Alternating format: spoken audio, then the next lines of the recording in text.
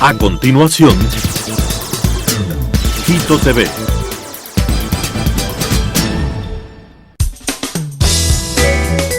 Clasificación A. Apto para todo público.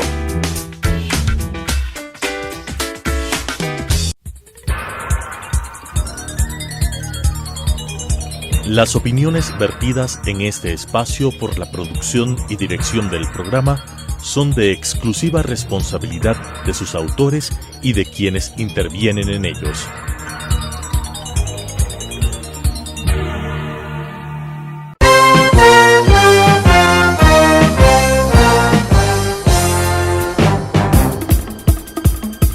Un tiempo con las noticias desde la capital.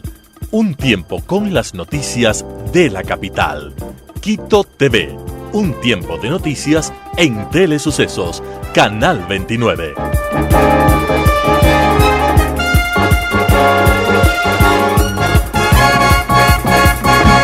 ¿Qué tal, amigos y amigas? ¿Cómo les va? Bienvenidos a este segmento de entrevistas, el primero que lo hacemos en este año 2020, con los mejores deseos como lo hicimos previo a que se acabe el año 2019, de que este año sea un año de progreso para todos, de buena esperanza y sobre todo de cosas positivas. Estamos iniciando este programa en compañía de Simón Espinosa y de Raúl Proaño, quien es un analista económico, político, muy reconocido, y que hoy vamos a hablar de un tema, porque seguramente este año, que yo no sé por qué la gente lo llama el 2020, siendo el 2020, no, va a ser un año preelectoral o seguramente ya electoral, y mucho de eso tiene que ver con esto que vamos a hablar, que es de este proyecto de ley orgánica reformatoria a la ley orgánica electoral y de organizaciones políticas. ¿Cómo está, doctor? Bienvenido. Bienvenidos, compañeros, y bienvenido público. Yo les exhorto que al mal año, buena cara, porque si ponemos mala cara al mal año, vamos a terminar suicidándonos. Me complace tocar un tema de actualidad, cuál es el de la ley de elecciones, y para eso hemos traído, gracias a la amistad, a un experto en esta materia, puesto que Raúl Proaño, sociólogo, ha sido 23 años veedor de este asunto y por lo tanto sabe más que todos los asambleístas juntos. Por favor. Bienvenido. Buenas tardes a los televidentes y a los amigos. El tema a considerar hoy son las reformas al Código de la Democracia, que fueron aprobadas el 3 de diciembre del 2019, que el 3 de enero el presidente de la República emitió su veto parcial y que hasta el 3 de febrero la Asamblea tiene que allanarse a ese veto o insistir en los puntos que considere que pueda hacerlo. Entonces, reformas a un cuerpo legislativo que tiene vacíos, incongruencias e inconstitucionalidades. Aquí ya he citado la naturaleza de los problemas y de los peros. Vacíos, incongruencias e inconstitucionalidades. Luego, Código de la Democracia, lo hemos expresado desde que se elaboró en el 2008, entró en vigencia en el 2009, es un nombre que no le queda bien, no es realmente, no es un código de la democracia, sino que es el código de la monarquía del siglo XXI. Ajá. Estas expresiones sirven para sustentar observaciones, tesis y alternativas. No son de nada exageradas. De acuerdo, de acuerdo. Sí. El Código de la Democracia, mal llamado entonces, sí. Así. Tengo entendido que este código, mal llamado, tiene que aprobarse hasta un año antes de las elecciones. ¿Es así? ¿Estamos dentro de los tiempos previstos? Así es. Entonces, esto fue una conquista de hace 15 años. Que no se hagan las reformas electorales una vez convocado el proceso electoral, sino un año antes. Y ahora se está usando como reliquia, como tótem, como agua bendita, como remedio para todos los males. Es decir, se trata de cumplir, que no haya reformas legislativas hasta un año antes, pero se manipulan cualquier otro tipo de factores después dentro de la ley, gracias a los vacíos, a las incongruencias, inconstitucionalidades, y también añado, y esto ya no depende de la ley, depende de la cultura política de los ciudadanos y de los actores políticos. Costumbres, es decir, que la gente entiende las cosas de cierta manera y lo hace, aunque no sea ni lo correcto ni lo jurídico. Ejemplo, por ejemplo, lo que pasó en la última elección cuando se hizo de los consejeros del Consejo de Participación y Control Social, que no se sabía cómo tenían que ser las papeletas, si solo hombres, si solo mujeres, que cómo se iba a repartir los escaños. Un ejemplo es de esto, que luego se toma a la medida de lo que se quiere. Sí, así es. Y el otro ejemplo del periodo que estamos comentando, desde el 98, año 1998, después de los plebiscitos que defendían el derecho de los ciudadanos independientes a ser candidatos y a ser electos. Se cambió la ley para que aparentemente se pueda elegir por personas naturales. Y las costumbres políticas no cambiaron y todas las recomendaciones fueron para el voto en plancha. Entonces aquí otro resumen de 23 años. Hasta 1996 rigió la fórmula llamada de cocientes y residuos. Hasta el 96. O sea, del 78 a 1996 rigió una sola fórmula. Y las críticas que se hicieron es que las directivas nacionales de los partidos, no cualquier directiva, las directivas nacionales tenían excesivo poder al momento de elaborar las listas y que los ciudadanos independientes no podían ser ni candidatos ni armar sus listas para luchar contra la llamada partidocracia. Entonces vinieron los plebiscitos para garantizar este derecho. Los plebiscitos en las preguntas tenían algunas trampas y en la ejecución tuvieron otras más. Es decir, predominaba el discurso de que los independientes tendrían derecho a ser electos, a presentar listas y demás, pero las triquiñuelas del sistema electoral propiamente dicha tendían a favorecer otra vez al voto en plancha y de los partidos. No pasó nada, es decir. Así es. Y después, desde el 98, lo que se estaba empezando a explicar hace un minuto, desde el 98, entonces parecería que el derecho predominante era a elegir por personas naturales y no en plancha. Y no, he dicho, las triquiñuelas obligaron a votar en plancha. Y ahora, el único beneficio de las reformas aprobadas el 3 de diciembre en esta materia es que se vuelve a un sistema de listas cerradas. El nombre en plancha es una denominación periodística, pero que conlleva imprecisiones y confusión. Listas cerradas, que es el voto donde se elige al partido, su programa, su historia, sus directivos y su todo. Se vuelve, y es positivo, pero para corregir un sistema híbrido, una mala mezcla promovida desde el gobierno del doctor Fabián Alarcón, con dicho triquiñuela, para incumplir los plebiscitos. Es decir, este concepto de entre listas. En doctrina de sistemas electorales, hace 23 años, en el debate internacional, se hablaba solo de dos tipos de listas, abiertas y cerradas.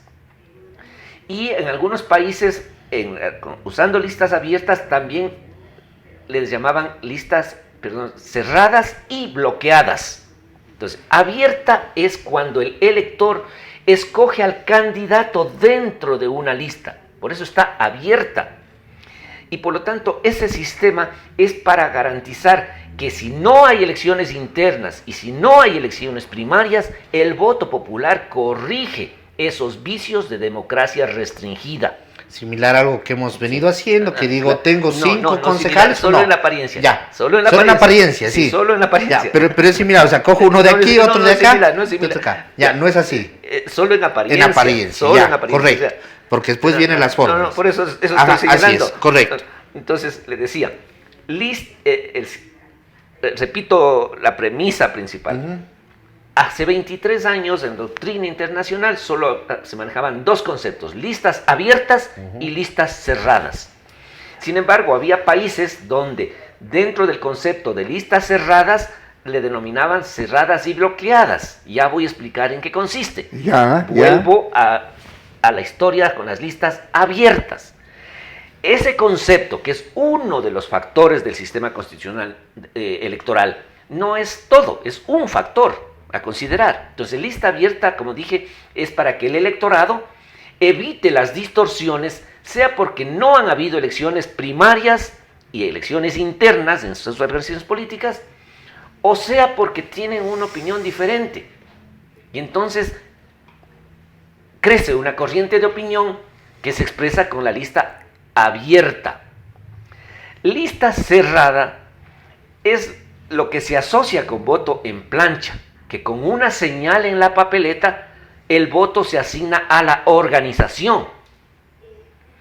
Y lista cerrada y bloqueada en rigor, es ya un tercer concepto. Ahora, aclarando y con toda la historia electoral de varios países, lista cerrada y bloqueada es aquella que puede llevarse el 100% de los escaños en disputa.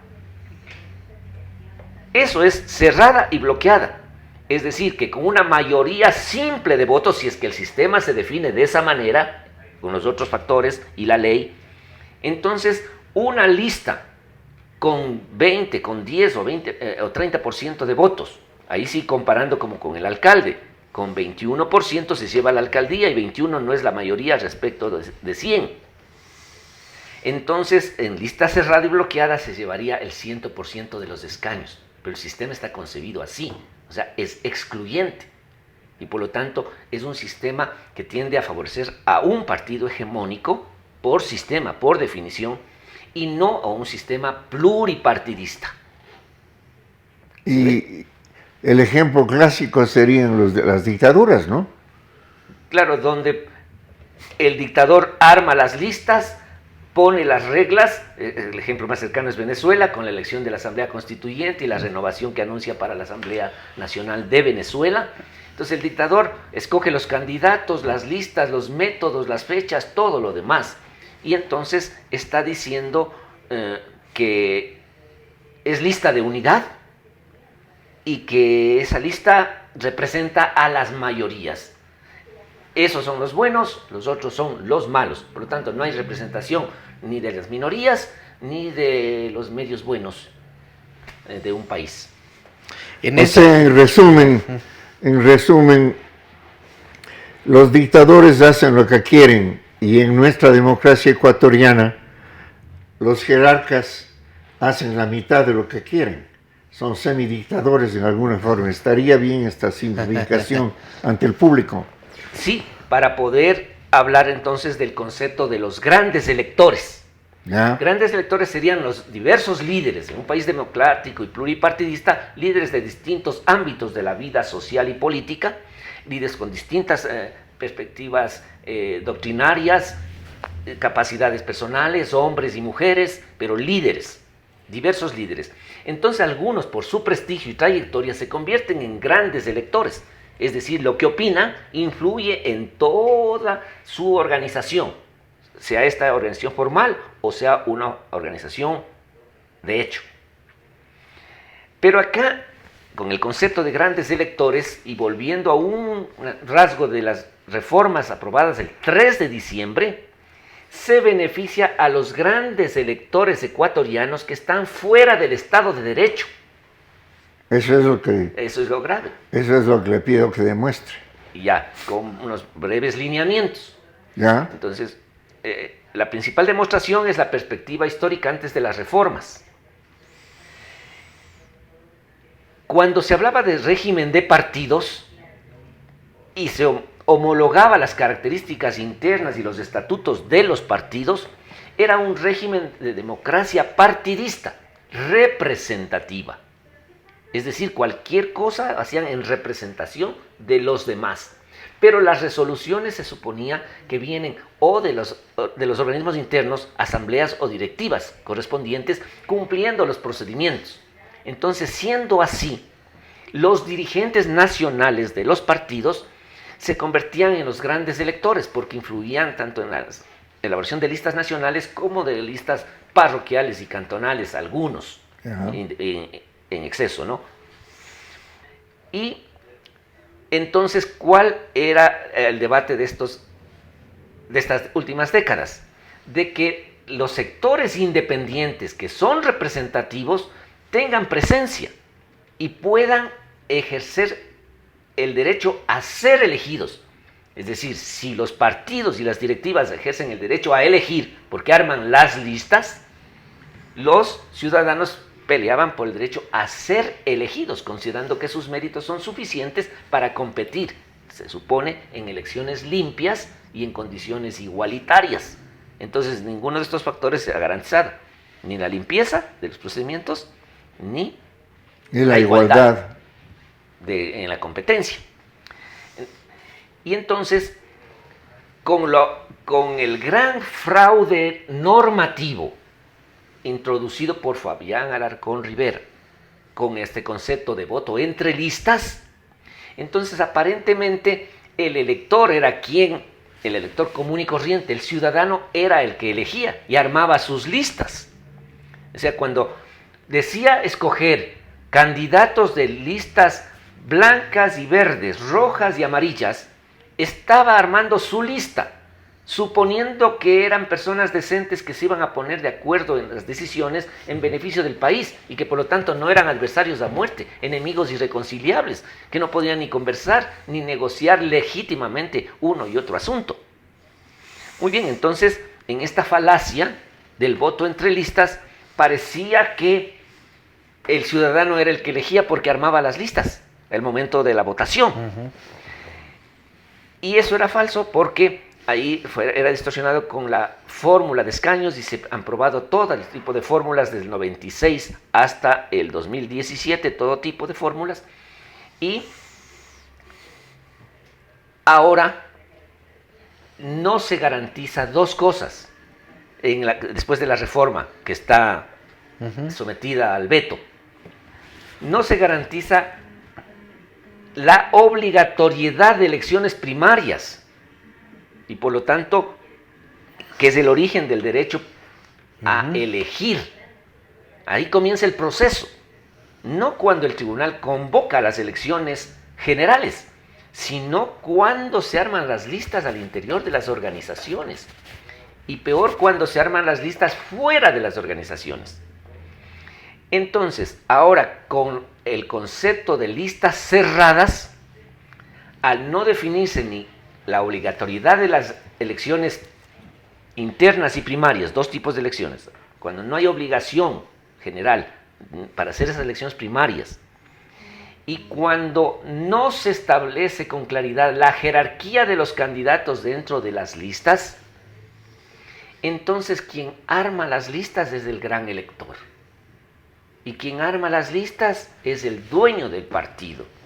Y decir dueño del partido es indebido, porque los partidos son entidades públicas, de derecho público no estatal, o de derecho comunitario político. O sea, la comunidad política es la dueña y la que decide. Pero si no se garantizan los procedimientos, hay unos mayordomos que se adueñan. Y estos entonces son los grandes electores. Y las reformas aprobadas tienden a garantizar el poder de estos grandes electores, que para efectos del financiamiento de las campañas entran en juego con otro tipo de grandes electores, que son en general financistas de toda índole, muchos de los cuales están fuera del control del Estado de Derecho y que tienen el voto decisivo por la vía del financiamiento.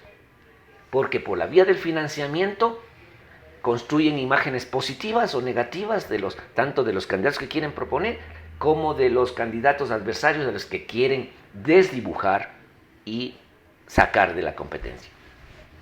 En la práctica, ¿cómo se asignarían esos escaños?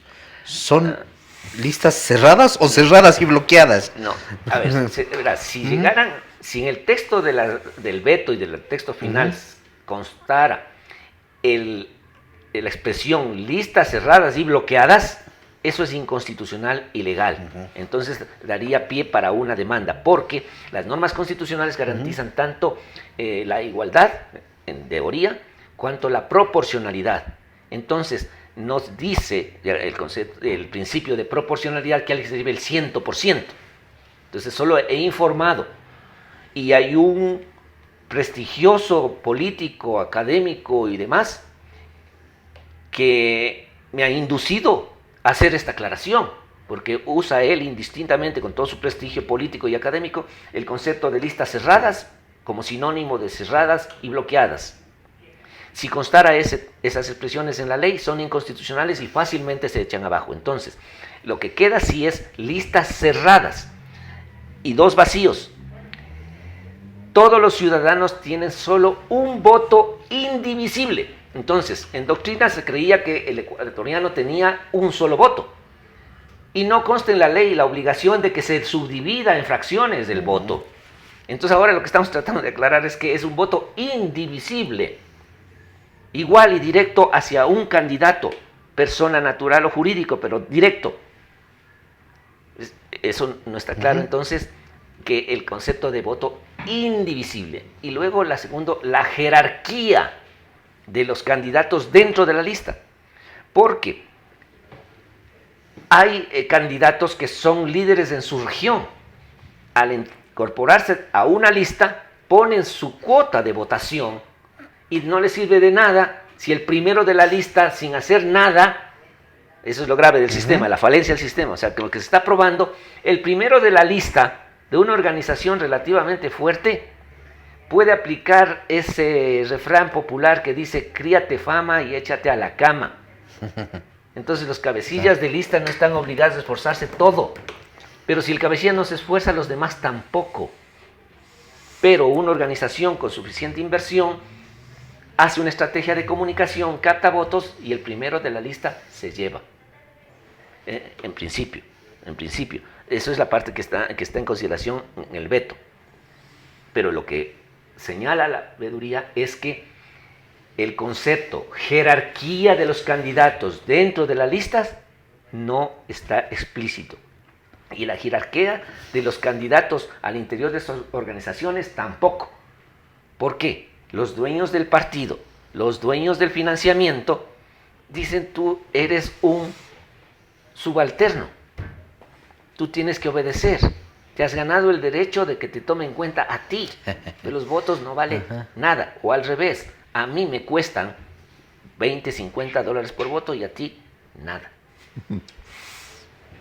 Y eso si no le parten, ¿no? Claro, así es, si no le despechan y demás. Entonces, ahí está unos cuantos lineamientos, ¿no? ¿Ya? He evitado hacer citas jurídicas y demás. Ha sido el guión cronológico, una perspectiva histórica y una idea principal. Lo aprobado el 3 de diciembre y ya recibió el veto. Respecto de otro factor que no he mencionado, aparte de las listas cerradas, y que es el tamaño de las circunscripciones electorales. Las fórmulas de escaños, en esto ya hay un consenso internacional que lo desconoce la Asamblea Ecuatoriana, de que las fórmulas muestran sus virtudes si se aplican en circunscripciones grandes.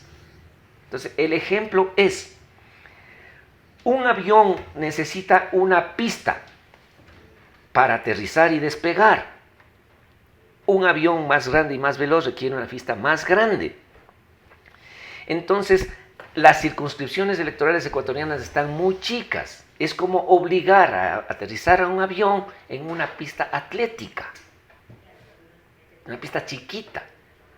Entonces, digo, hay consenso a nivel internacional y nacional también para observadores y pueblo en general que se da cuenta de las triquiñuelas, de que la fórmula es virtuosa, cualquier fórmula es virtuosa en jurisdicciones grandes.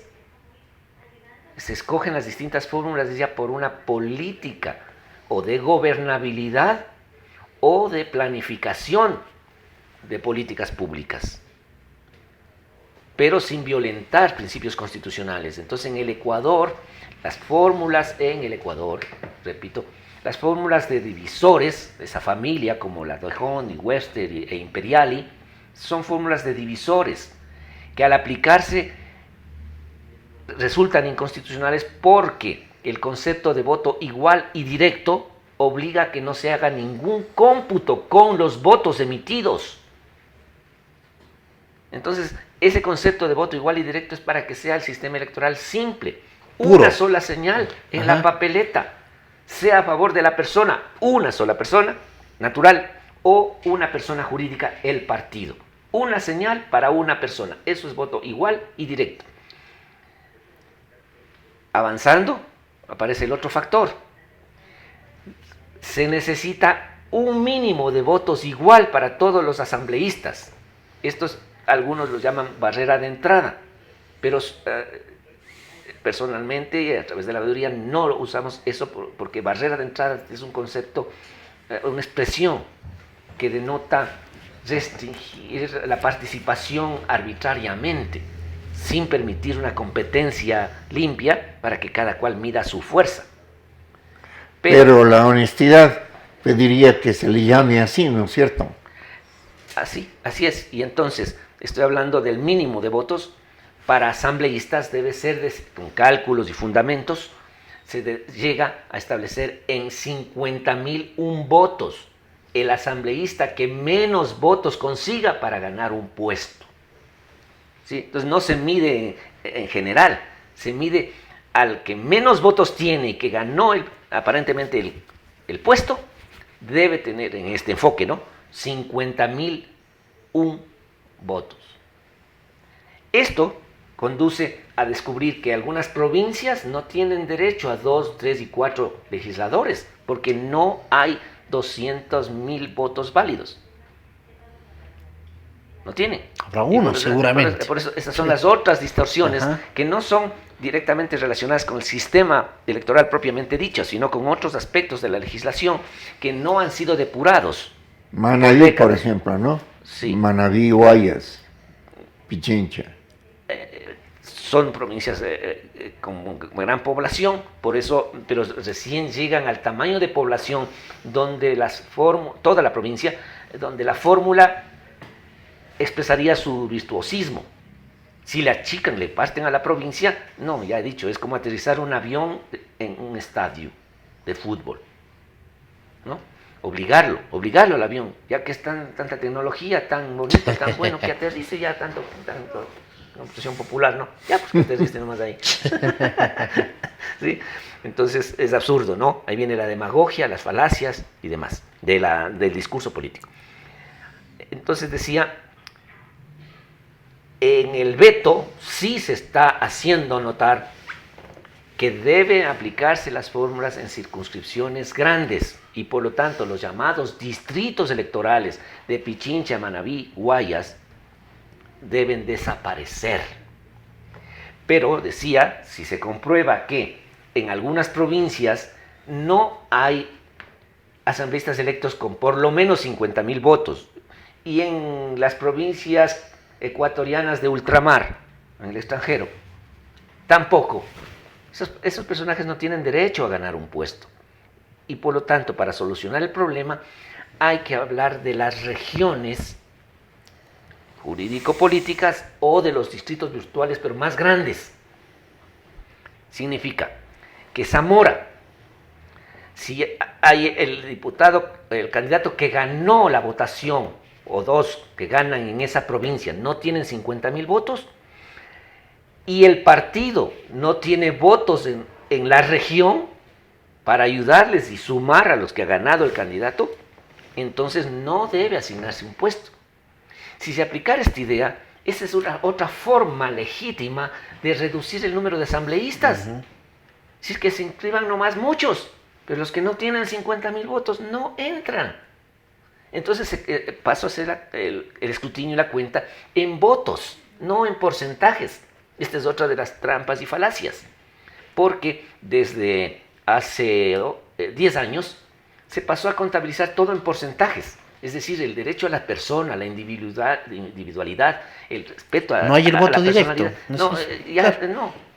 Entonces todo se maneja en porcentajes. Y hasta el fraude. Si el porcentaje es menor del 3%, no es fraude. Si te trincan robando es fraude, y si no te trincan, no es robo. Sumamente interesante, ¿no? No hay el voto directo indivisible, Claro, todo es porcentaje simplemente. Claro, y entonces, en nuestra idea es sencilla, la solución que hemos tratado de comunicar es voto igual y directo. Si es listas cerradas, deben ser incompletas, es la otra solución, la señal. Porque si son cerradas, nadie puede llevarse el 100% de los puestos. Por lo tanto, también este concepto de listas incompletas ayudaría a que no haya personajes de relleno en las listas. Todo tipo de rellenos. Sino que se presenten los candidatos que tienen opción de triunfo. Pero a su vez hay que garantizar que en la asamblea y en los consejos municipales no está permitida la política de bloqueo. Que aparte de la circulación de las ideas, los acuerdos legítimos tienen que hacerse a voz en cuello, no sobre la mesa. Y por lo tanto no es prohibido ponerse de acuerdo, si es que es sobre la mesa. Y cosas e intereses legítimos. ¿Sí? Entonces, toda la corrupción política petrificada está en el sistema electoral. Ahora, este 3 de febrero, ¿qué va a pasar? ¿Se allana la asamblea al veto? ¿O la otra alternativa es hacer vuelta a otras reformas? ¿O? Otra Ya, triquiñuela, otra triquiñuela. Entonces, ahora hablando de un poquito nomás para no complicar el tema. El presidente de la República ha dicho que, a través del veto, que debe aplicarse las fórmulas en circunscripciones grandes y que por lo tanto se corrija el artículo tal. Y la Asamblea le dice, no hay ese tema en el artículo tal. Y si usted quiere cambiar el tema en el artículo cual, ya no se puede. Es otra falacia.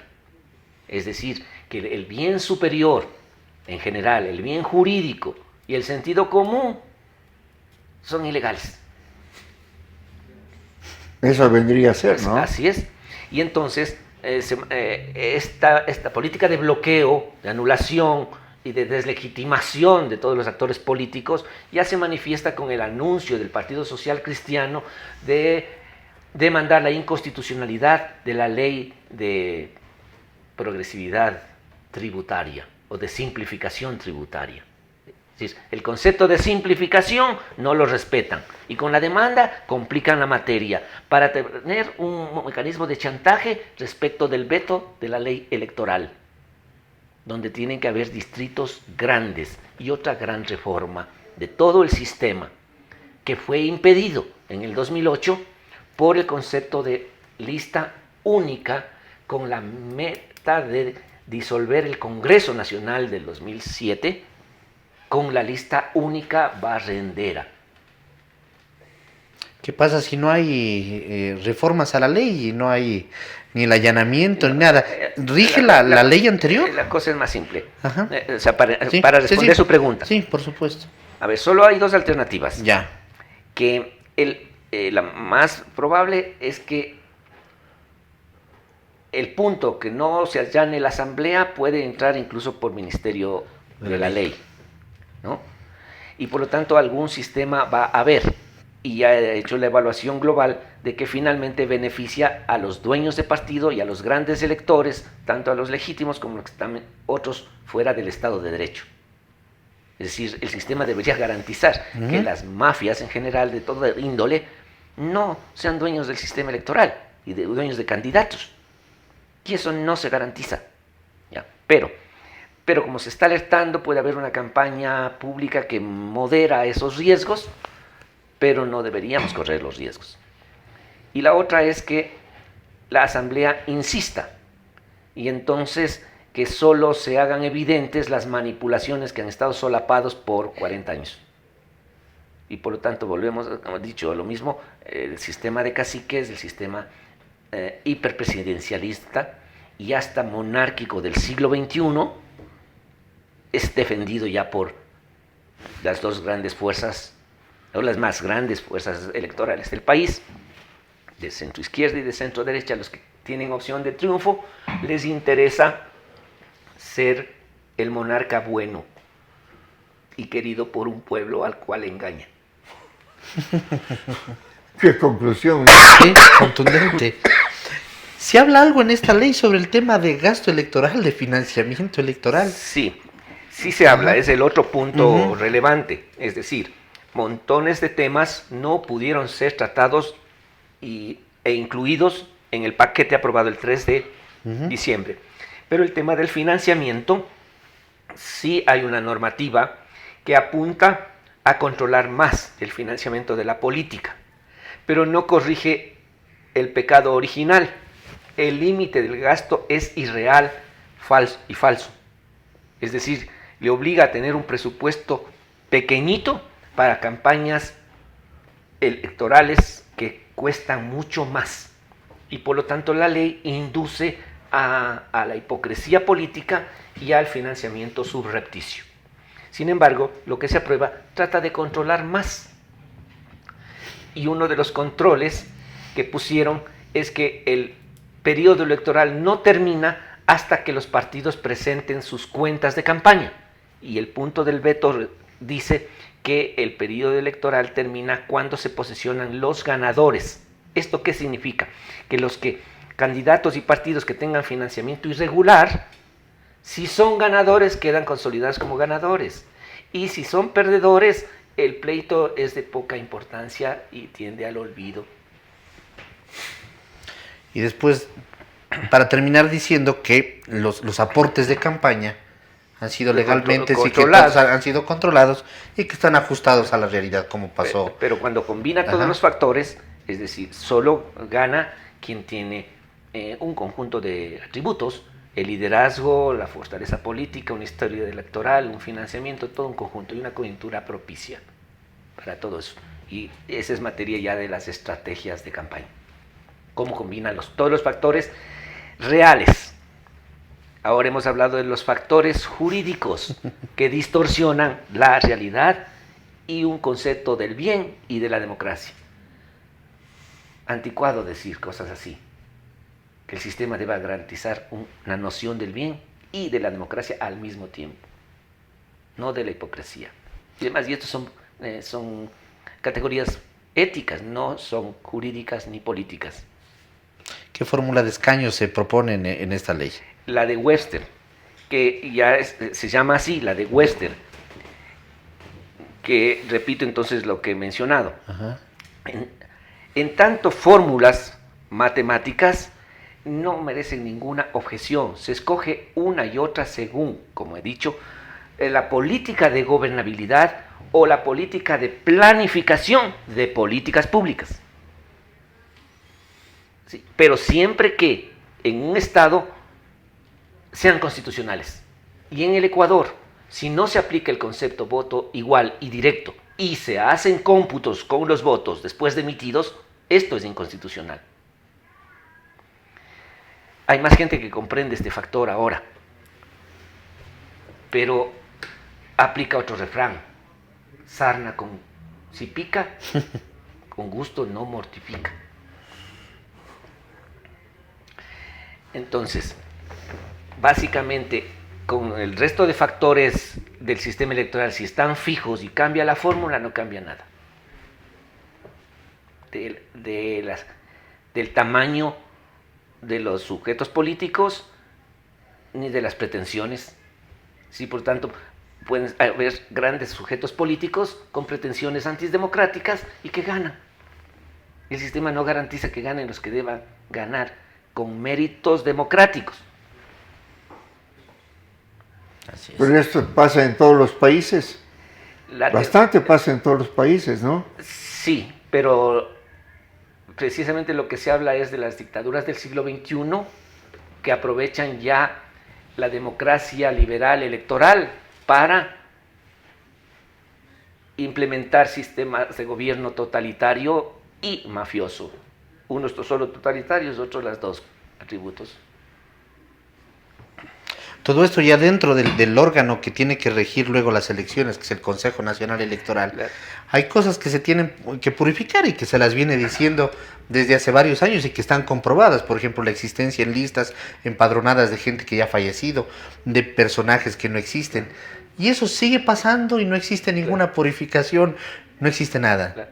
Entonces, en el corto plazo se vislumbra un cambio de los integrantes del Consejo Electoral por vía del juicio político que está en curso, Que está en marcha. Ajá. y por vía de renuncia de alguno de los actuales miembros. Eso en el corto plazo. En el mediano plazo nos conduce al tema de la agenda reconstituyente del Ecuador, o sea, al derecho electoral constitucional, una agenda de debate integral para llenar los vacíos que deben ser llenados, para quitar las incongruencias, si las cosas no concuerdan como es debido, y las inconstitucionalidades como esta, es decir, de que el concepto gobernabilidad, por ejemplo, con el que se justifica el uso de fórmulas de escaños, no es una norma constitucional. Es el derecho a ser elegido, la igualdad y la proporcionalidad de los principios constitucionales. Se supone que es gente sensata y responsable que asume el gobierno. Entonces no es que con una triquiñuela jurídica se garantiza la gobernabilidad, ignorando al pueblo y sus tendencias de opinión y de acción. Suena bonito, pero en la realidad es totalmente Sí, distinto, claro. ¿no? Por los intereses de... Así es, Es así es. igual. Ajá. Entonces, mire, como en política se rechaza lo bonito, digo, en términos generales, sí, así es. se rechaza lo bonito, se rechazan las armonías, se rechaza la música, se rechazan las buenas intenciones. No, o sea, fíjese, es una inversión de la conciencia, la cosa al revésada la conciencia. ¿Sí? Es decir, no se puede defender y vivir los valores. Estamos obligados a una mediocridad, a una hipocresía y a una falsía, porque eso es la moda.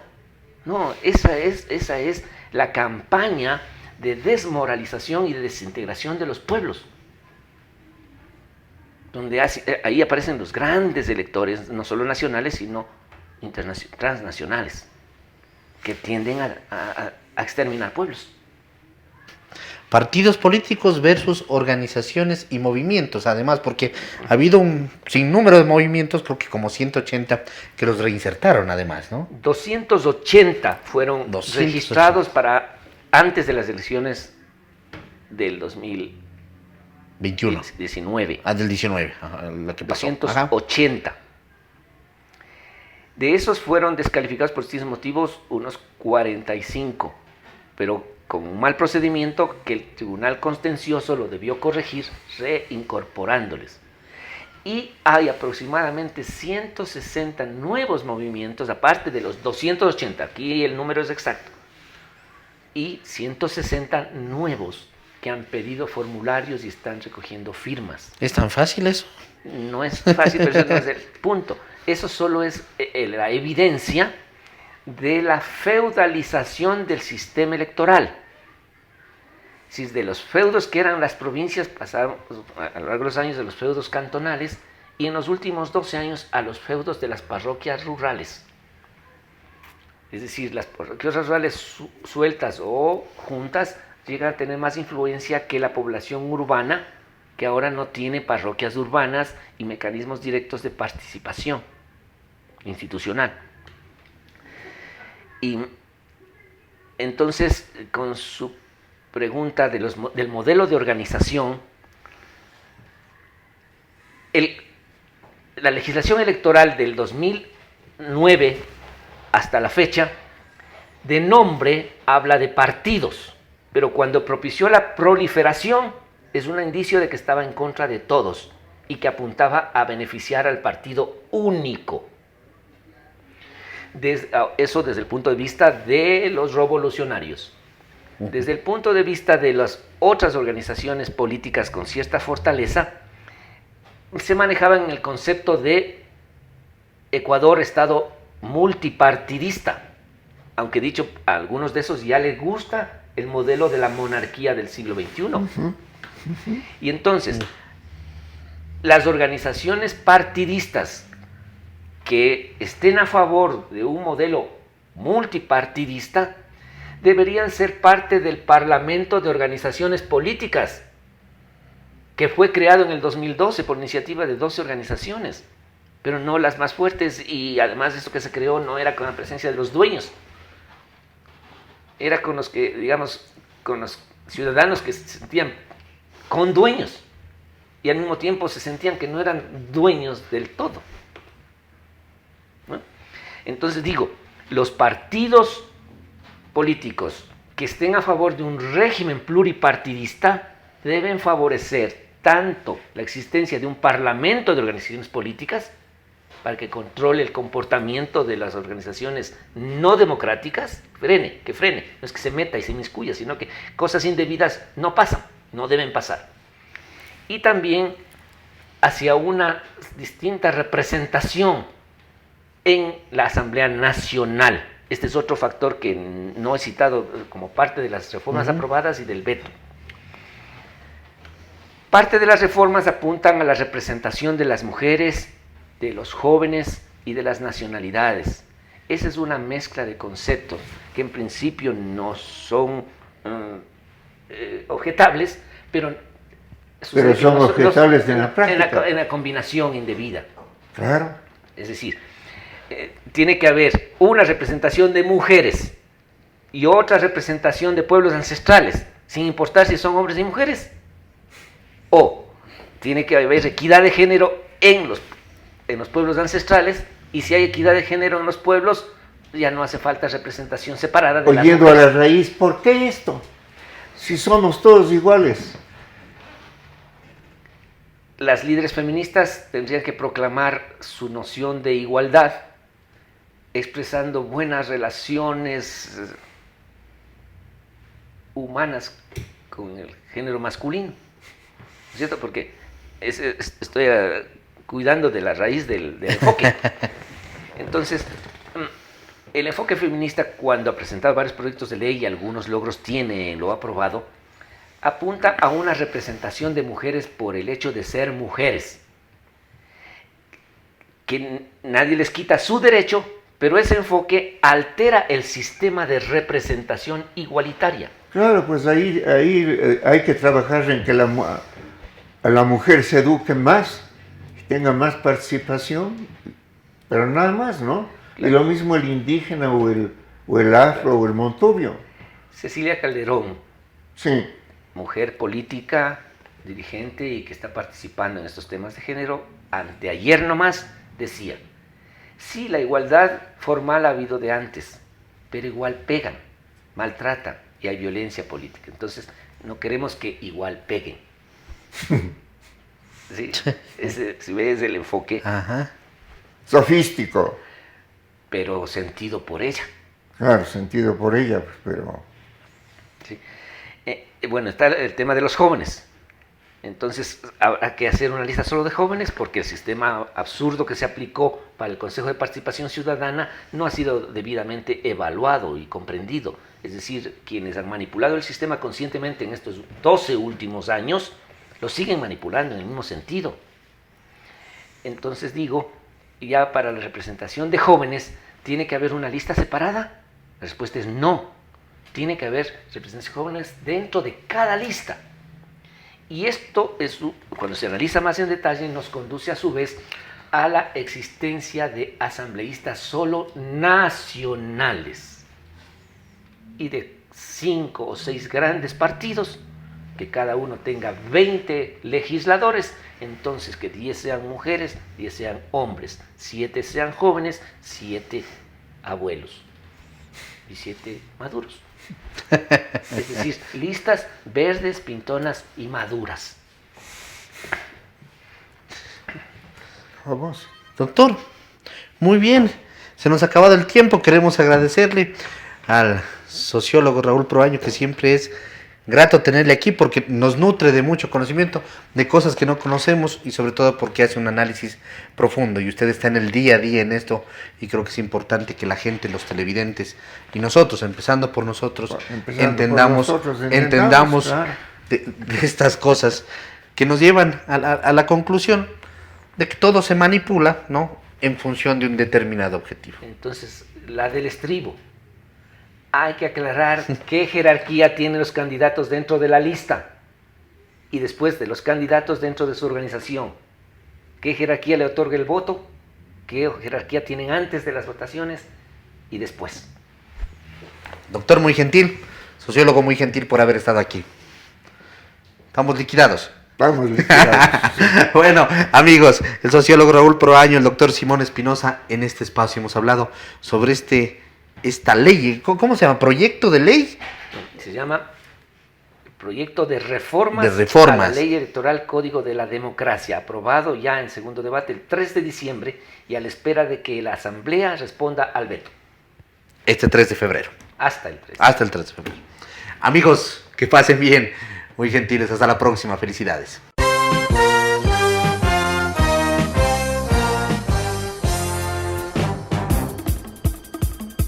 Un tiempo con las noticias desde la capital. Un tiempo con las noticias de la capital. Quito TV. Un tiempo de noticias en Telesucesos, Canal 29.